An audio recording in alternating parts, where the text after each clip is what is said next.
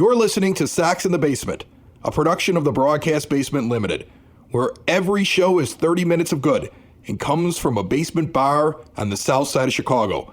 Pull up a stool, pour a cold one, and join us right now for Sox in the Basement. Heard everywhere podcasts can be found, and always at soxinthebasement.com. Bellying up to the 9-foot homemade oak bar, pour yourself a cold one. I'm Chris, that's Ed, we're friends. We do Sox in the Basement. It's 30 minutes of Sox for fans, by fans, and we never stop. Can't stop, won't stop, Ed, correct? No, there's no stopping this. This train of Sox in the Basement will roll on through the winter like the Snowpiercer, only with a better ending. It's all brought to you by Family Waterproofing Solutions. Check out everything they have to offer at familydry.com. They're our incredible sponsors. They're very supportive, just like all the other people that you hear on this podcast, all the other businesses that support us during the season and in the off season. And we cannot wait to have a very productive off season. I'm sure there'll be wonderful ideas. There'll be crackpot theories. There'll be some pain. There'll be some rejoicing. There'll be some questioning, there'll be some yelling, there'll be so much that we'll be able to do over the next couple of months. There's also going to be $1,000 we're giving away. We're going to talk about that before this episode is over. If you haven't heard about it yet, we got the $1,000 guest bounty going on here on Sox in the Basement. It's started already, but we probably won't have the first guest from that until maybe November. You know, we're starting to get things rolling. We've had a few names thrown at us. Let's see what happens. But again, all brought to you by Family Waterproofing Solutions. Give them a call 24/7. Waterproof your home, take care of your basement, get water away, don't let anything get damaged, protect your goods, protect your house, protect your family, protect the dog, don't let it get swept away in a flood. Call Family Waterproofing Solutions. Yeah, now I got the dog being swept away in a flood in the basement, but you never know, all right? 708-330-4466. Mention Sox in the Basement, get money off familydry.com. I want to talk hitters and fielders. I want to talk players today. Well, as they are one and the same, except for at the DH position. But when the White Sox are rolling out position players as a DH and are rotating guys through, you can basically talk about their defense as well, because we don't have Jim Thome on this team. We do not have Big Frank on this team. We do not have a dedicated DH on this team. No, and here's the other thing. I think when we went through the rebuild, I mean, remember, we've been around doing this podcast, Sox in the Basement, been around since 2018 in that season. When you're building a team and you're trying to get to the point that we got to right before the postseason, you really focus on the hitting numbers, right? I mean, you're just building an offense. It's much easier to build an offense. Yeah. But what we saw in the postseason was we suck defensively. Like, we have some things we have to work on. And we also have hitters that didn't come through in big moments. We had some problems with not performing well at the plate and getting clutch hits, and we have to take a look at all of that. We have to look at the hitting, and we got to look at the defense. And I want to hit you up with some offensive numbers because we're going to get to the defense. But let's just give you a quick overview of the White Sox offense. I kind of want to break a few things down for you. First off, in the postseason, the guys that stood out the most. Gavin Sheets played 3 games, had 12 at-bats, hit .333 with a 1,000 OPS. He had that big home run in Game 4. It was really the only thing that the offense did. There too. Exactly. Jose Abreu, 857 OPS in the postseason. He hit .357 was his average. Remember, this was mostly a singles offense for this White Sox team, but there were guys that were able to come up to the plate and produce. Tim Anderson hit .368. His OPS only .737. It was a lack of extra base hits, which is why you see that difference. Luis Robert was the stud, in my opinion, when I was watching it with just my eyeballs, and when you look at the stats, he was the MVP of the postseason. .467 at the plate, a 1.022 OPS. He played all 4 games. He had 15 at-bats. He had 7 hits. He scored 4 times. He never left the ballpark, but he was up there and he was producing. Guys that let you down? Yasmani Grandal had a big home run in Game 3, but his OPS was .635. And he hit 143 for the series. Leury Garcia only hit 200. Again, had a major moment in Game 3, but that wasn't good enough for the postseason. Adam Engel disappeared in the limited action that he had. And more from Eloy Jimenez with an average of .294, but an OPS of only .588. He wasn't getting the big hit. Yohan Moncada, .250 with an OPS of .544. All of that was disappointing. But that's a small sample size. It's 3-4 games, depending on which guy you're looking at. Let's take a look at the season real quick. And just some numbers I want to give you especially when I look at their splits and their B WAR, their baseball reference WAR. We had a couple of guys that were worth some wins. Tim Anderson led the team in 2021, 4.6 wins above replacement according to Baseball Reference. Yoan Moncada had a 4. Grandal with a 3.7. Luis Robert with a 3.6. If he played the whole season, it's probably a 9. Again, the MVP, in my opinion, of those 4 games at the plate and defensively, and the MVP of the season if he would have played the entire season. That's the star of the team. Start wrapping your head around it. He's your best player. He is, easily. And then Jose Abreu with a 3. After that, you got a 2 WAR for the season from Leury Garcia, a 1.5 WAR from Adam Engel, and everybody else is like less than a half of a win above replacement or negative. Negative guys were like Brian Goodwin. Don't want to see him anymore. It was a nice little story. Zach Collins was a negative WAR. Zevi Zavala was a negative WAR. We have something to work on with our catching position. So these are the kind of overview things I kind of want to throw out there before we start the discussion, because we have guys that performed, but it wasn't spectacular this season. You know, there were some guys that took a step back. There were guys like Jose Abreu. Maybe let's dive into him first. For his entire career, Jose Abreu has been a hell of a hitter, but in 2019, we made the point here on this show that against right-handed pitching, he was just a little bit above average with his OPS, with a 7.72 OPS over the entire 2019 season. In 2020, in a shortened season, he was spectacular. In fact, against righties, he had over 1,000 OPS. He was a Hall of Fame season if it was only 2 months. An MVP season, in fact. Exactly, and he regressed right back to exactly what he was in 2019 and 2021. In 2019, his splits against lefties was 1,000. It was like 1.009, and in 2021, it was 969. Close enough. And in 2019, he was a 7.72 against righties, and he was a 7.88 against righties in 2021. And when we finished the 2019 season, I said he shouldn't be in the middle of the order, batting in the 3 or 4 spot against right-handed pitching. And I'm back on that bandwagon because I've seen 2 full seasons that now show numbers contrary to a small 60-game schedule that was in 2020, and he continues to get older. But does that mean, Ed, that you don't want him back next year? No, there's no reason to get rid of him. There's no reason to take him off of the team. First of all, the statistics portion of it and his splits and all that stuff, you can look at that, but then also realize that this is the guy that Eloy Jimenez still looks up to, and that Luis Robert looks up to, and Yoan Moncada looks up to. And you don't just take those guys away because they're starting to struggle as they get older. But does that mean that maybe he is, like you said, bumped down in the order a little bit? Is that something where you do give him more days off and play more matchup baseball with him, especially if you're going to rotate a few different guys through? Sure. Does that mean that maybe he's got some later Paul Konerko-like years in him where he is going to be a part of the team and he's going to be an important part of the team in big games, but he's not going to be the guy that you're going to sit there and say, I'm going to plug him into the 3-hole or I'm going to plug him into the cleanup spot and just let him go? Because it's a reality that as professional as he is, as prepared as he is, as good as he is, and all the things that have been said about him in his now 7-year career in the majors, and going back to his days in Cuba even, all those things may still be true, but the fact is that the body just doesn't respond. And this is what happens to old power hitters. Their average drops, they struggle with certain things that they didn't used to struggle with or they could get by on, and you watch their stats just drop off. But he was one of the only guys on the team this year to crack 30 home runs. In fact, he was the only guy to crack 30 home runs on this team. And, you know, some of the other guys might have done so had they played a full season. We had a bunch of injuries, of course. So you can't discount that. And you can't just sit there and say, let's create another hole in the lineup because we already have some holes in the lineup that need to be filled. And this is not a team of unlimited means.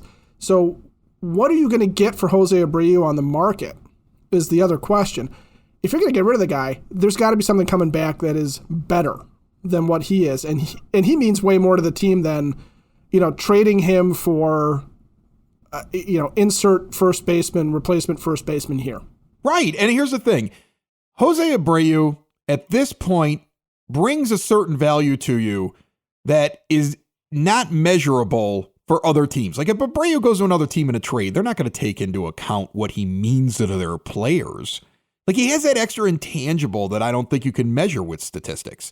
On the other hand, though, he's not the middle of the order guy, especially against right-handed pitching going forward. And I think if you continue to shoehorn him in there, you are doing it at a detriment to your team. Listen to the guys that did better than Jose Abreu in 2021 against right-handed pitching this year. Here's the list. Now, a small sample size, Adam Engel at a 938. All right, fine. Throw it out of the way, small sample size. Yasmani Grandal, a 909. And he's much better against lefties with a 1031. He's a hitter. Gavin Sheets in his small sample size at a 900 OPS. Luis Robert is more valuable in your lineup against righties with an 860. He's got a 1235 against lefties. The man is a beast, and he's only going to get better. That's a middle-of-the-order guy. Yohan Moncada was 40 points higher than Abreu. And even with a frustrating season, he was. Brian Goodwin is even going to make the team next year. I'd be shocked if he did. He's a negative WAR player who fell off after having a couple good months. But he had an 811 OPS against righties. That's higher than Abreu. Tim Anderson and Eloy Jimenez also above Abreu. There were 8 guys that played on this team this year that were better than Jose Abreu against right-handed pitching. And whatever sample size they had, some of them played a full season. Some of them, played a good part of the season or had a good stretch. But I think the numbers are undeniable when you look at his 2019 being exactly the same as his 2021. That 2020 was like when the light bulb gets bright one last time. And now we're going to see the decline. And I think the decline is acceptable. I mean, he's a -1 run to your team for the entire season. Like in terms of his runs saved, his defense is at -1. He's basically an average defender, and when you see him, he digs balls out of the dirt. He had a couple of nice plays against the Astros. Right. He's still a useful guy. He's a useful guy. I'm just saying that, as long as you're shoehorning him into the 3 and 4 spot in the lineup against righties, you're doing your team a detriment at this point. Which is not Jose Abreu's fault either. That's a Tony thing. Yeah, well, I know it's a Tony thing, but it's something you have to decide internally as an organization. Like when you're sitting down with Tony, these are things you have to talk about. Right. Well, and I will say this, though. I think Jose Abreu is the kind of guy that if you go to him and say, look, Pantera is better than you right now. Eloy is better than you right now. Yo-Yo's better than you. You know what Jose is going to say? Hit me 7th. I don't care. I think so. Sox in the Basement listeners, do the hard work. And if you're a hardworking man or woman on the South Side, you need to be outfitted properly. And that's why you should visit Red Wing Shoes in Evergreen Park, New Lenox, and Geneva. A work boots specialty store that carries sizes from 6 to 16 and feet as wide as 4E. A 115-year-old company that came out of Red Wing, Minnesota. And one of its largest stores in the entire Midwest is in Evergreen Park, Illinois, ever since 1976. When you're on your feet, the footwear is everything. So why not get an expert fitting? They warranty, repair, and offer free conditioning with laces. And they also carry Carhartt work clothing as well. Located at 3347 West 95th Street in Evergreen Park, Illinois, at 208 East Maple Street on Route 30 in New Lenox, or at 1749 South Randall Road in Geneva. Visit them today. You work hard. You've earned it. Red Wing Shoes. Let's talk about this team losing Nick Madrigal. Let's approach that now, because that's going to be a big talking point all offseason. There's 2 big holes that they have to fill going into this year, and one's second base and one's right field, but I think second base is the harder one to fill. Yeah, and here's the thing. I was told, I think all White Sox fans feel this way, because we all read the same thing and we all looked at the same reasoning behind it, that the idea was you're trading a guy who's injured because he can't contribute to this season and you're going for it, but we can find a guy that's just as good or better in free agency in the offseason. Now, even if Craig Kimbrell plays very well this offseason and you fall short, it's a failure if you don't go out and find a true second baseman that can produce like Nick Madrigal. Now, one of the biggest issues that we had in the postseason were there were some outs at the bottom of the order. Like the bottom of the order, imagine Nick Madrigal in that series against the Astros. They don't go through the 7, 8, and 9 guys like it's nothing. He throws a wrench into that, and it might have changed the game. I think it definitely changes game 2. I think you're definitely going 5, even with Tony's mistakes. He makes a difference there. That said, if you look at him, he's one of the few guys on this team this year that hit over 270. In fact, Luis Robert, in a short sample size, because he only played in 68 games, and Nick Madrigal with 54 games, the only two guys over 300 beside Tim Anderson with 123 games and 551 at-bats. And we always look at OPS, but you got to have guys that can get on base every once in a while. You got to have a guy that is a tough out. You know, if you have a team full of 260 hitters, man, you're really relying on those extra base hits and those long balls, and you're going to have stretches where nobody gets a hit for 3-4 innings. And that's what we ran into in the postseason. And so that's a valuable guy you got to replace. Well, it's a contact thing with batting average. It's not so much getting on base because he didn't have the highest on base percentage on the team. That's true. But there's a lack of contact because you look at the regulars and you get Yasmani Grandal, 240, it's about his average. 261 for Abreu, that's about where he's probably going to stay for now. You mentioned Anderson. Moncada's at 263, and I'll talk about him and Andrew Vaughn in a second here. But, it's Robert. And then you got to figure that Eloy, who hit 271 this year, might be better off without the injury. A full healthy season, he could approach 300 as well. I'll cut him a break because of the chest injury, and we knew that was going to impact his swing. Oh, it totally impacted him against left-handed pitching somehow. I mean, all of a sudden, he just couldn't hit it. Yeah, and I think there's a number of things that maybe went into there. He's about the only guy that I'm going to give a free pass on this year for amongst the guys that underperformed. But yeah, there's not a lot of contact in the lineup, and that's part of the problem is for a team that does not hit really a ton of home runs, only 190 for the season, and it doesn't have a huge OPS as a team. It's only 758 as a team. You don't have a lot of guys just hitting the ball and putting the ball in play in a meaningful way in meaningful situations, and that's that you saw that how badly that cost him against the Astros. Conversely, you saw how the Astros used their ability to put the ball in play with authority regularly up and down the lineup into just all of a sudden, without any big blow, without a grand slam or anything huge like that, the Sox are looking up these huge deficits. Yeah, and I'm going to throw out an interesting stat after you said the thing about Nick Madrigal with his on-base percentage. He was 7th on the team this year. If you take everybody, the qualifiers and the non-qualifiers, because he only played in 54 games. That puts him above Tim Anderson and 2 points behind Jose Abreu.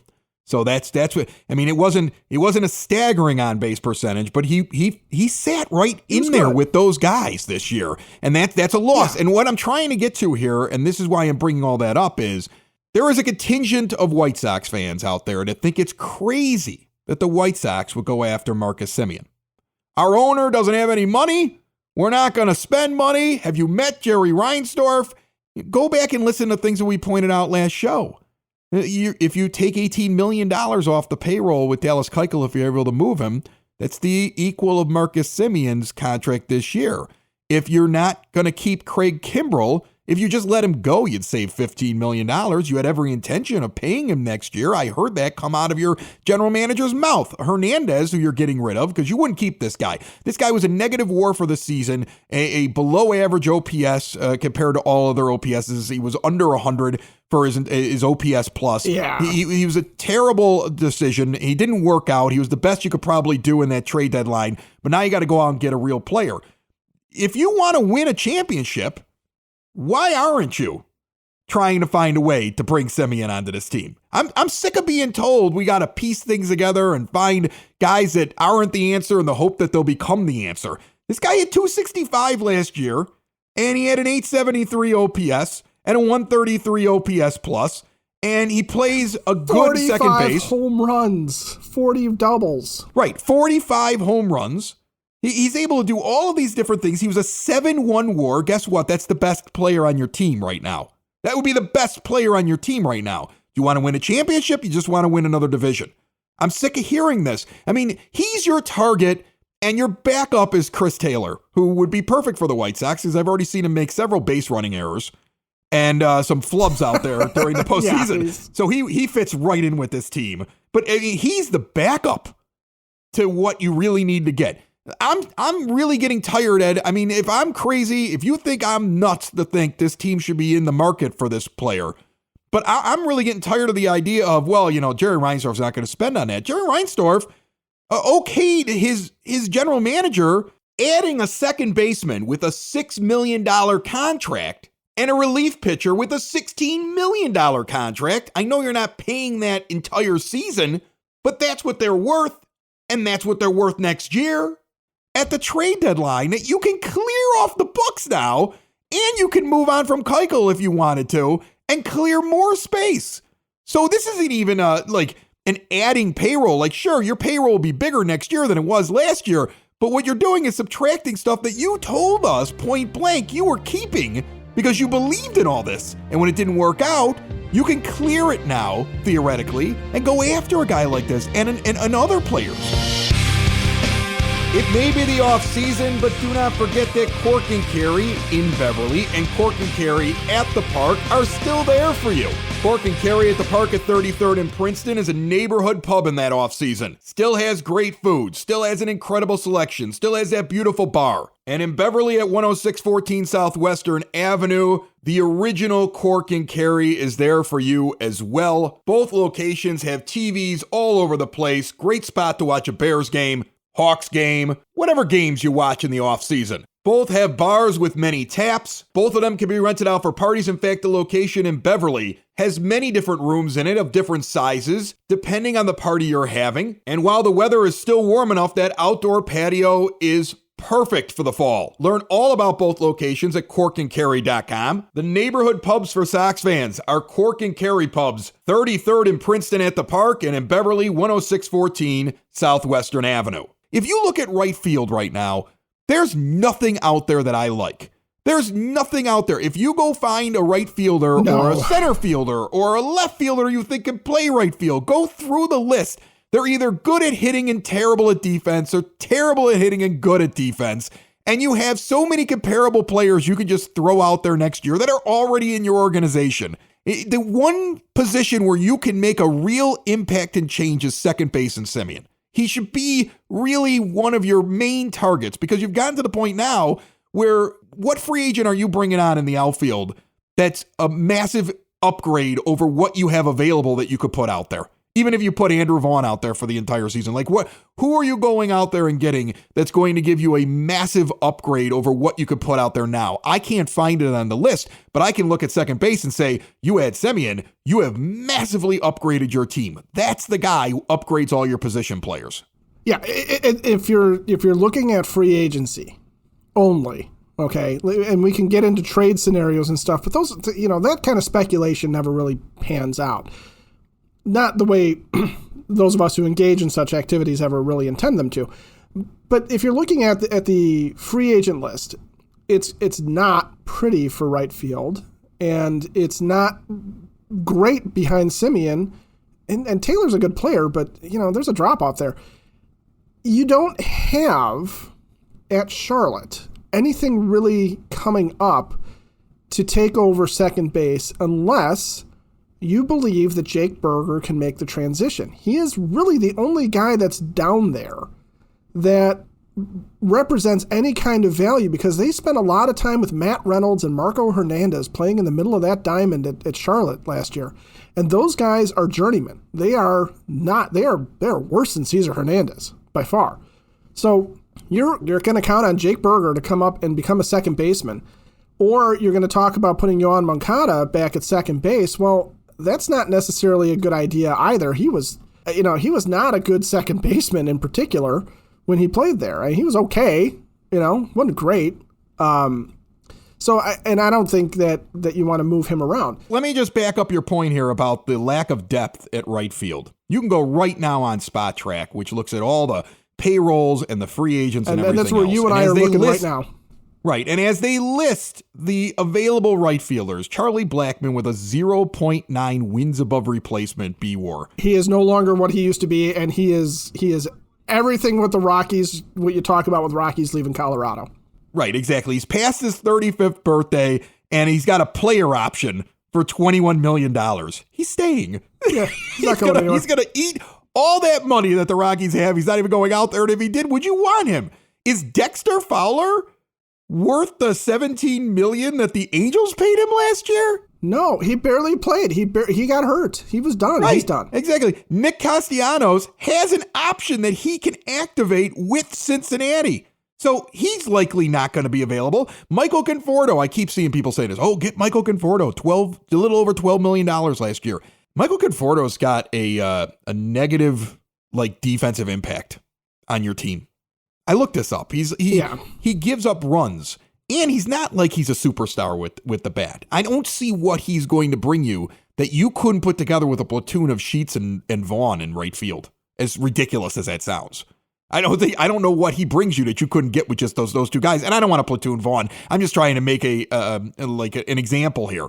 But with the guys you have on your team, what does he do? So unless you're going to go out and you're going to make a trade for a right fielder, which means you're dealing away other players to get something. Which is where Craig Kimbrell probably comes in now. Right field is not something you can fix. You have to go after, if you're going to upgrade anything in free agency. Second base is easy. It's an easier spot, right? Right. Swing for the fences and go at second base and fix that.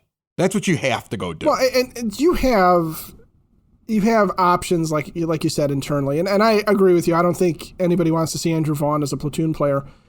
But if Gavin Sheets is going to spend the time as a strong side platoon, which he should probably not face lefties all that often, at least based on what we've seen so far.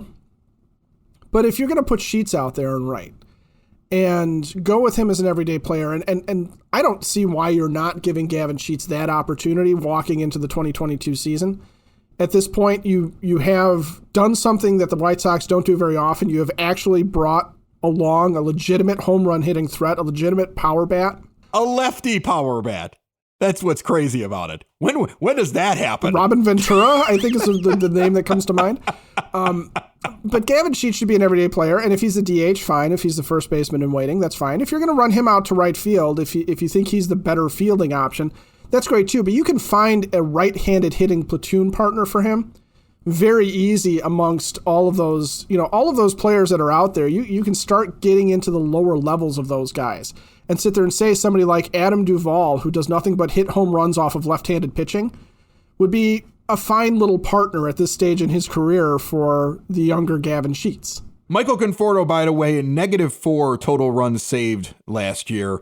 Andrew Vaughn was at -7 as a guy who'd never played the outfield before. I think you pretty much have the same thing defensively out there. Michael Conforto's a career 255 hitter. I mean, he's the exact same thing that you got going on up and down the lineup already. I have more faith that Andrew Vaughn takes another step than Michael Conforto does anything to help you out, which is worth going out in free agency and spending money that you could spend better in other places. That's how I see it when I look at it. You might be looking at your podcast player right now, screaming that I'm crazy, but I just think if you go and you look at the numbers, it's pretty plain.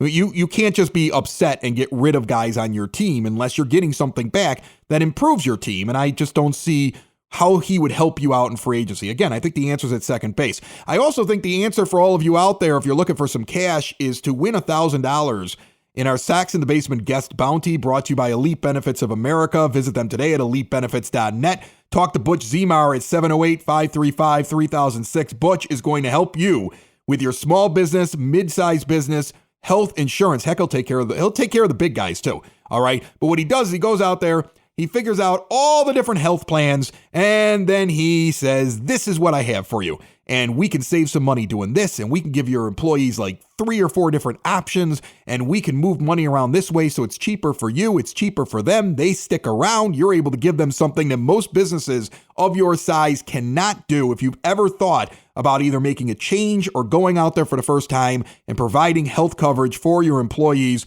reach out to Butch at elitebenefits.net, and they are giving away $1,000 to the best guest, the biggest guest, the guest of the off season, and he or she could be a baseball player. They could be somebody within an organization. They could be somebody who's written about baseball. They could be a movie star. They could be a recording artist. They could be anybody. And we're just looking for guests that we've never had on the show before. And you have an opportunity to win $1,000. Go to soxinthebasement.com. I want to say that Ed is putting something up or already put something up in the Mismatched Sox blog that goes through all the rules or the details if you want to learn more about it, correct? It'll be up there, yep. Before we get out of here, I just want to go over the defense thing because I started off the show saying we were going to go over the defense thing. In terms of total runs saved, and this goes off of the fieldingbible.com that uses a bunch of metrics and tries to figure out guys who save you runs. And looking at position players who save you runs, it's not shocking that Adam Engel saved the most runs this year. Luis Robert was second. Tim Anderson and Yoan Moncada were tied for third. Dallas Keuchel was above everybody. Dallas Keuchel, because of the way he holds runners on, he actually was able to save you 2 runs just because he's good at that. And he had a total of 12 runs saved. Just like last week, I keep sitting around saying, we need a guy who's just like Dallas Keuchel, but pitches better. And you're like, but maybe Dallas Keuchel will just be better next year. Like every show, I keep coming back to, maybe we're just keeping him. Like we can come up with the money for Semien and without having to get rid of Keuchel and just make that move and keep everything else internal or make a trade after that. All right. But other than that, you got a couple of guys that saved like 1 run, like Jimenez in the entire season. Jake Berger saved a run this season. A couple of pitchers did it. You got a bunch of guys who are basically even defensively. You got a couple of guys that were like a negative run saved. Yasmani Grandal was there, but yeah, basically even. And then you've got the real bad defensive players. Cesar Hernandez, negative 11. And he's a glove guy, supposedly. That's why you got him. The only guy worse than him, Zach Collins at negative 18. All right? These are your problems. I'm going to give Andrew Vaughn's negative 8 overall and negative 7 in the outfield. I'm going to give that a break because he's a rookie.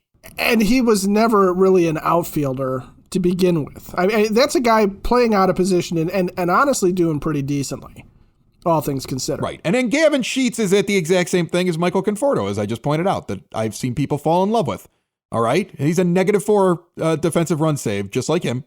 This is a guy who's a first baseman in the minors and basically demands to be plugged into the outfield to figure it out, to try and play it a little bit at Birmingham, a little bit at the alternate site last year, and really is coming into this season as an outfielder for the first time because he is committed to trying to make this club in some fashion besides being a DH and just waiting for Jose Abreu to not be here.